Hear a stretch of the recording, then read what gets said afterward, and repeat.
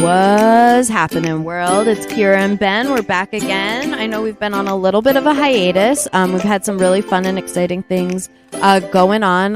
The latest episode that we released was from a live event that we did. Ben, let's talk about it a little. Yeah, it was from my book signing. It was a really fun time. We were at Balin Books in Nashville, New Hampshire.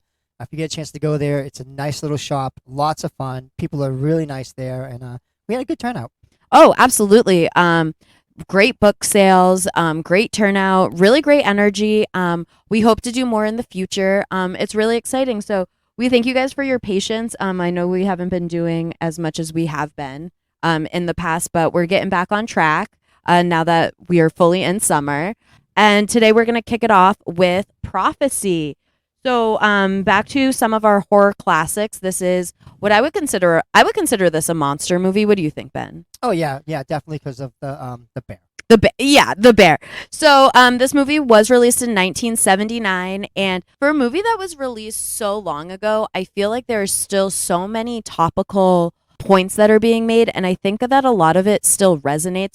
So I would consider this an environmental horror. Yeah. And I would say that we are still killing the planet, and we have not moved past any of the issues that are brought up in this movie. Yeah. Chemical mutation. Yeah, chemical mutation from industries contaminating the water. Yes. We're still very much living in that. So I thought that was really interesting because obviously I had not seen this movie beforehand. And then going into it, I was a little worried. I was like, oh, I can't imagine what they're going to say. And then I found myself being like, oh, that hits. That hits. But that's my history with the film. Kind of tell me about your history, Ben. So growing up, there was the Revere Drive-In theaters when I was a little kid. And on the weekends, my parents would throw me in the car with my friends, and we'd go and get candy. And then we'd go there. We'd pay $5 to see 2 movies. And this was one of the movies we actually saw. At one point, we saw this, and there was another one with this little doll that went around, like, killing people. And this was the first time I've ever seen it. And wait, was it Trilogy of Terror? Yes. Trilogy of Terror. Yes, that was it.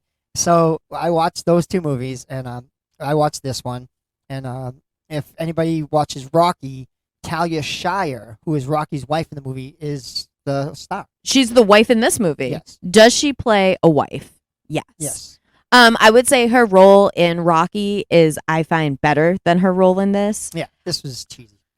This was cheesy, but also like her mentality, and we can get into like what it and we can get into this later when we break down the relationship between her and Rob, who is also our other main character. But I thought that there's some storylines that felt very 1979 to me, and I mean we all still see these storylines today, and we'll talk about that. But let's get into the film. So it follows our main protagonist, Rob, who is a doctor down in DC, and what he does is he works with a lot of like low income inner city, trying to help out like those who can't make it to the hospital, those a little less fortunate. This is where he thrives. And he gets a call from one of his friends saying, you know, there's a lot of weird stuff going up in Maine, and I need you to come up. So he comes up and looks, and what he finds is a monster. Yes. Yeah. What is it, like the Indians call because they can't afford like to have the government step in, so and the government doesn't want to step in, but they call because like there's premature deaths of birth, and sicknesses, and the Indian tribe is basically like dying.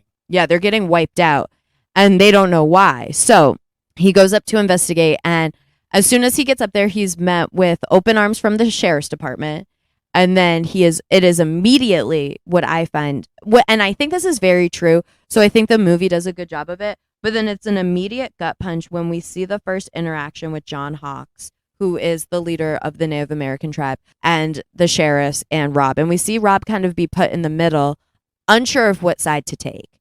And obviously, in the end, he makes the right decision and does not side with the cops. Yeah. So, and I think this part is really interesting because you see law enforcement coming in and trying to control and bulldoze a situation that they have no idea what they're talking about or doing.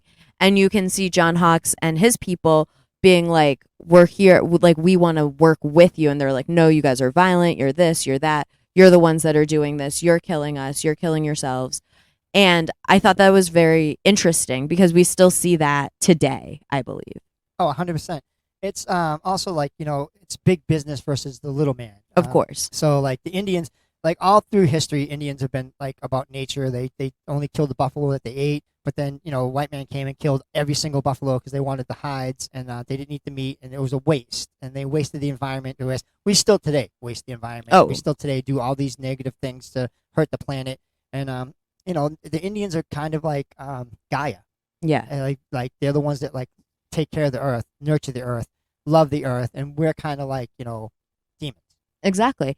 And I think this is shown. So now the main adversary, I would say, is the plant itself, is the processing paper plant. So the sheriffs are saying that Rob should help them and protect the plant because the plant could be doing no wrong because it's creating all these jobs. It's creating all this industry. The town is thriving.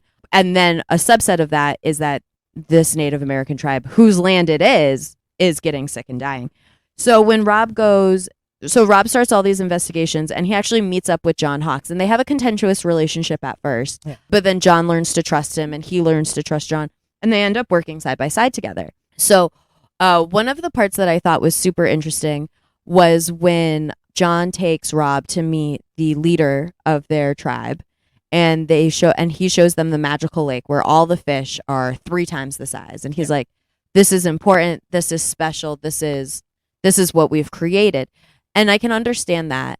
And then Rob is like, well, this seems weird. Yeah. Fish should not be this big. And then they start following the water, and the water leads to the processing plant. So I think the scene with the head of the plant and Rob is super important because I think it shows how a lot of the times big business and big industry will turn a blind eye and will fudge paperwork and will do X, Y, and Z to create the money and jobs that they need to. So Rob is talking to the man of the plant, and he's like, "You're poisoning the water, you're poisoning the water, you're poisoning the water." And he's like, "We can't be poisoning the water. This is like our specs. They're telling us it's safe. They're telling us it's safe." And he was like, "I'm watching the environment. It's not safe." And then as the conversation breaks down, we learn that it is unsafe. Yes. Yeah. And then that they were doing it on purpose, and it was feeding directly into this one ravine and lake that the native tribe was eating and eating from. So this is the main catalyst of the story. Now, Rob has also brought his wife Maggie, and now Rob, as we know, is a traveler. He goes to where his work takes him, and he wants to help. I think when they first in the beginning, we hear Maggie having a conversation on the phone with one of her friends saying like, "I want a baby, but he doesn't want to have a family." And the whole time, she is pregnant. Yes. Yeah. And Rob does not know. And then from there, her and Rob get to Maine. And obviously, she's like, "Oh, we're on day 1 of our new business trip. Let's have a discussion about our marriage and children." Tonally insane, but I get it. So she brings it up. She's pregnant. She's hormonal. She brings it up, and he goes into this very big rant, which I do understand a lot of it, of saying that he doesn't want to have kids. There's so much poverty in the world. There's so much dying. There's so much sickness. Why bring someone else into this when we can help the people who are already here? Logic, I totally get. She flies off the handle, obviously. She's pregnant. Yeah. And he's basically telling her, like, "I don't want this baby," unknowingly, not knowing that she's pregnant. Yes. And I find this to be very interesting because the pregnancy reveal, I find, is insane. So they're having their first night. They're eating a massive fish. And because he's like, "Look at the size of this fish." From the polluted lake. From the polluted. We don't know it's polluted yet. So they're eating it. And then they're discovering things. Rob and John are working together. And then we get to the discovery of the baby bears. Yes. And now when we see the baby bears, this is when everything starts kind of clicking. Now these bears are mutated. They are, they're sad looking. They're radiation bears. Yeah, and they're trapped in a fisher net. So John and Rob are there, and they fish out one of the bears and try to save it. And now this is their evidence that this is their physical evidence of the plant poisoning people. So now this scene is important because now Maggie, Rob's wife, sees this bear and just goes hysterical. And I think it's really interesting on how... So what happens is the bear is mutated because of what it was eating in the lake and what the mama bear was eating when pregnant with it. So now Maggie starts starts breaking down because she's like, I ate a fish. I am pregnant. Is my baby going to turn out like that? And everyone's like, you're what? Yeah. So kind of a crazy reveal. And I felt like it was a very selfish reveal because it was not the time or place to reveal that you're pregnant. Yeah. But in her mind, she was only thinking of her baby and herself. So I understand it. Right. Fear overtook her. Fear overtook her. But at the same time, it's like, we have mutated baby bears. We're going to have a mutant mama bear. So, and as this is happening, one thing we forgot to mention, as this is happening, hikers and campers are dying on the trails. Hysterically, by the way. Yes. Like there's one part where the girl's trying to get away from the bear and she's jumping in a slumber bag, and what happened? Oh, you want to say? It's so funny. Oh, puff. There's nothing but puff. All you see is feathers and dough flying everywhere and like blood because the bear swats the person and it just explodes. And it's even as a young kid, I thought it was hysterical. I was like, oh my God, that's great. And then one part they're trying to get away from the bear and the person that's injured from the bear is on the top. And then it flips over the Jeep. So the guy's like basically strapped in on the top and the bear's running havoc. It bites his head off. It's awesome. Yeah, that part was gross. I was like, oh man. I love it. I love a crazy bear. And what I think too is so good about this is I wish the bear was like scarier. Yeah, he wasn't that scary. Oh, I mean, for a monster movie to have the reveal be like a mutant bear, totally cool. Yeah. But I wanted like a little bit more. Yeah. The mutation wasn't, I mean, it was bad, but it wasn't like that bad. It was 1979. You knew it was a bear. You knew it was a bear. So now they all have to band together. So they're doing that. They really learn how to work together and work together as a team, which I think is great. So the bear reveal, hilarious. Love to see it. It really made me laugh. So now they're fighting the bear. Yes. They defeat the bear. Yes. Yep, they kill the bear. The chief elder dies. He thinks that it is a spirit bear sent to protect the tribe, and he like tries to like stand there and talk to the bear, and the bear ain't having that. The bear does not have that. The bear's like, uh-oh, not for me, not today. Yeah. Very funny. But I think it's also true because the chief so believed in the mysticism of the lake and of what this meant and represented like for their tribe.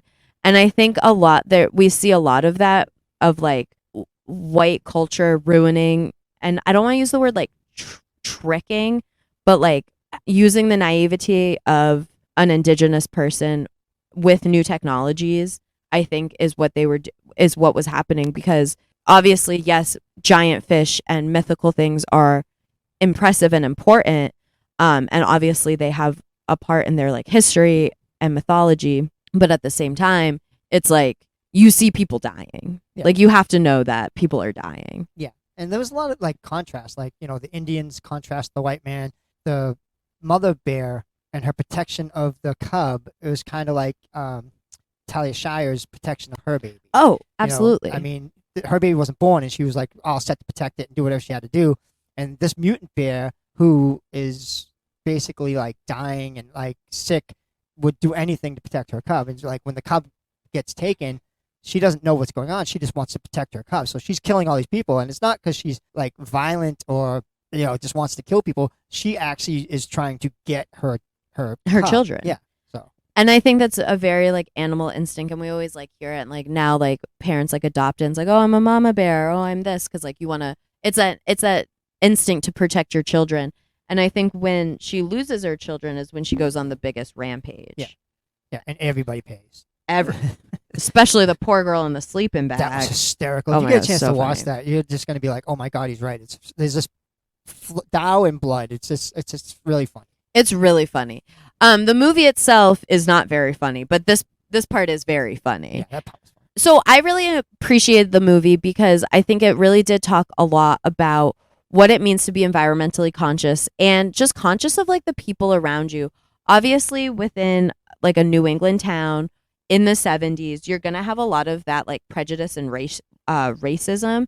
And I think it's still like very prevalent today. So that kind of breaks my heart. But for a movie made in 79, this movie felt very topical to me. Oh, yeah. Like 100%. Like I've been to a few places down south. Like you can see that it still goes on. I mean, Oh, yeah. 100%. You don't want to believe it because it's like, the America today, that doesn't happen. It 100% happens. Oh, it happens. It happens. And it's a very sad situation that we haven't progressed. I mean, this movie was in the 70s, and everything about it is still prevalent today. Exactly. And I think that part, I mean, obviously media and films like this can be timeless in the way that they portray certain stories and emotions. That's why things like movies and literature survive. But I think it's very different in the fact that like all this political and socio commentary that's coming off of it, and like environmental commentary that's coming off of it, is the most prevalent parts, because you would think within 40 years we'd be able to change, and we cannot. Yeah. And, mutations are throughout literature. I mean, if you watch the comic books, the X-Men, X Factor, the New Mutants, mutations is something that, we actually are interested in and like take note of. And, the mutations for them are all like, like superpowers, and mutations for this bear was just like, death and dying. So, Yeah. I mean, how we portray mutation is totally, flip a coin, like what we think is what it could be and what it actually is.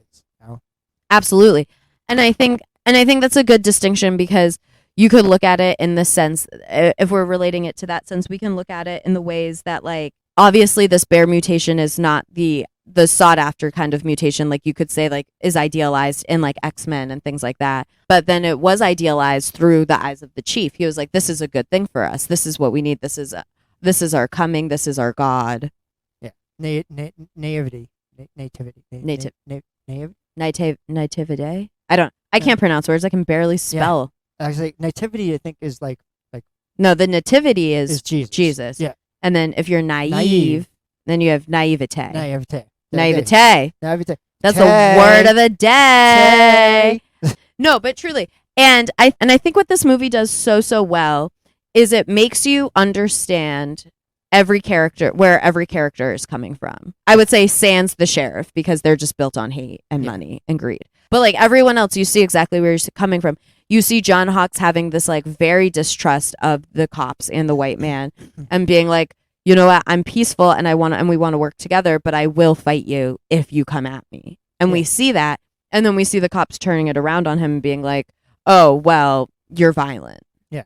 And you can kind of see the cop point of view, because he grew up in that town. He wants what's best for the town. He thinks that this plant is going to break open the doors for this town. They're going to become a bigger metropolis, and, it'll become this big thing. So in his mind, it's twisted, but he thinks that this is good, because he's like, the town will blossom, the town will flourish, the town will be something. And I guess if you're from a small town, I mean, that's what you always hope. Of course, that's what you always hope. But at the same time, like, you're building it off the backs of this Native American tribe that has lived there forever, and you're discrediting that. And I think that is like the colonial mindset that a lot of America was built on. Yeah, and if you like, they get into the point that they know each other for a long time, and he's hated him since he was a kid. Yeah, this bigotry was since they were little. Yeah. So like, he's just a messed up guy. Yeah, wicked. But I think it's also, like you said, he's a product of his town and like where he grew up. Like this, what for him was his whole life. He grew up in this small town, grew up hating people like John, grew up wanting more, and then never left and stayed as a sheriff.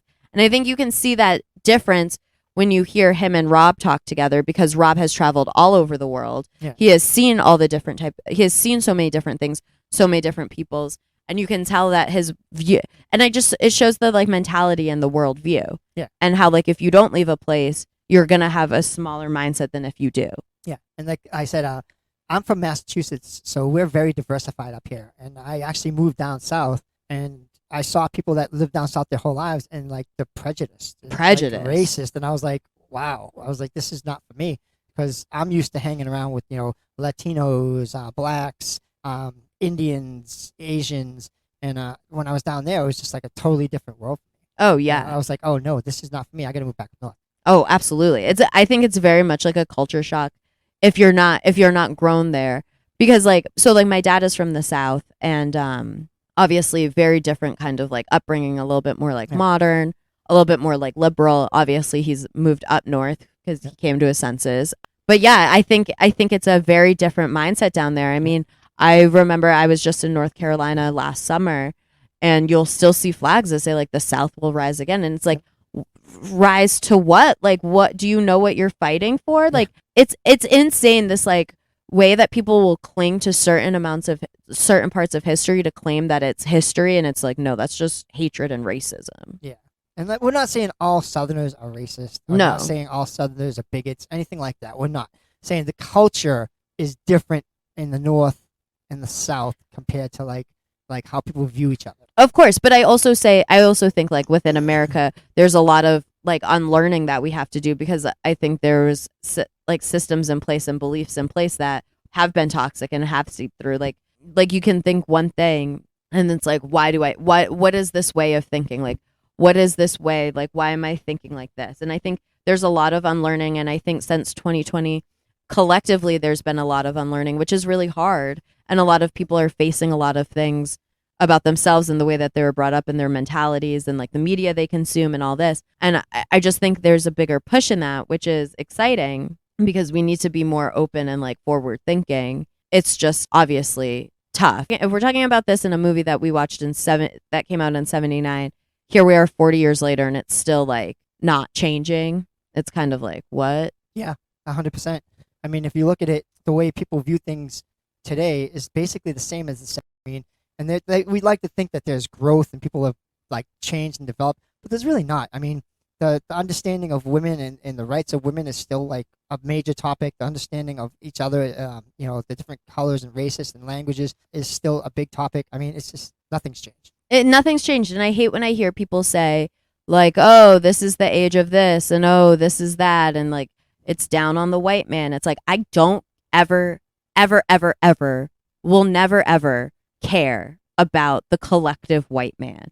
Because if you are so fragile and so like, oh, now women are having their chance and women have everything and it's girl power and it's girl boss and it's da da da da. If you can't handle not being being the center of what is right and the center of what is marketed and the center of what is viewed, I don't care.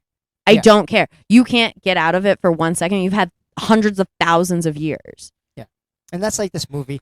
Like, these Indians lived on those places for hundreds of thousands of years, and they were watching it be destroyed, and for them, it was heart-wrenching for them, because it is. Because it's not a positive change. And that's what this movie is all about. Like, the plant comes, some people view it as a positive change, but it's the ones that aren't being affected or hurt by it. Exactly. And it's so true. It's the middle class to the upper class is so spoiled in the sense that they can just not pay attention to the harm that they're causing because they have money and they have status, and they're like, well, this is working for me, so why isn't it working for everyone else? And it's disgusting, and that's capitalism, and that's the society that we live in. And like, we're talking about things from 79 that feel like I'm talking about today. Yeah. And that was basically the aspect of the movie. It was to bring light to the environment, bring light to like what could happen if this continued, things that needed to be addressed and stopped. And a lot of people don't know about this movie. A lot of people like, oh, I've never heard of this. Well, there's reasons why you haven't heard of it, because they don't really flaunt this out there. They're not like putting this on the television all the time or anything like that, for the simple fact that it does attack big business. It does. It attacks big business. It attacks, it does. It attacks industry. It attacks white supremacy. And it does it in a way that frames it as bad, because it is bad. And I think like if you have a movie like that, Prophecy, and then later you get like all these creature features, and then like you have a movie like Lake Placid, obviously something like Lake Placid is going to be shown time and time again, because that is just a silly crocodile movie. You know what I'm saying? Right. So I just think it's like very interesting and different. I mean, until you had brought this movie up to me, I had not seen it. I'm very glad I had seen it, because I think it's a good film. Obviously, is the monster cheesy? Yes. This is 1979. We can't have it all. Yeah. Just go into it with an open mind if you're going to watch it. I do suggest you watch it. It is a good movie. The message is really good. I mean, unless you're the bear. You're the bear. But other than that, it's a good movie. It is a good movie. And so a lot of people, we started this off. Well, you started this off, and then I came in and I was like, I like doing horror movies. Let's do more horror movies. And I think people kind of dismiss and poo-poo horror movies as like, oh, it's just jump scares and it's just gore and it's just violence. And it's like, I think you can get more range. To me, this is my personal opinion. You can get more range and you can get more emotion and you can get more thoughtful stories out of horror because a lot of everything how we move and what we do is based in fear. And I think to tap into that universal fear to explore those emotions is so powerful. Yeah, and like every horror movie has a backdrop that is more some kind of moral value. You know, like Nightmare on Elm Street. They lynch him and kill him. They put street justice into it, and then they have to pay for that. You know, it shows that, you know, don't take the law into your own hands. I mean, let the law handle it. Don't just murder someone. I mean, yeah. And then if you look at, like, let's say The Evil Dead. Evil Dead is, you know, they come across these evil books, and curiosity kills the cat. Mm-hmm. You know, they open these books because they're curious about what does this do, and you find out what it does, and then you have to pay for your consequences. I mean, you do. There's always a price to pay for your consequences, and that's in life. In life, here's the thing. In life, it's like in life and in physics, every action has an equal and opposite reaction. So you can't live your life thinking that you're untouchable and that like you can just do what you want.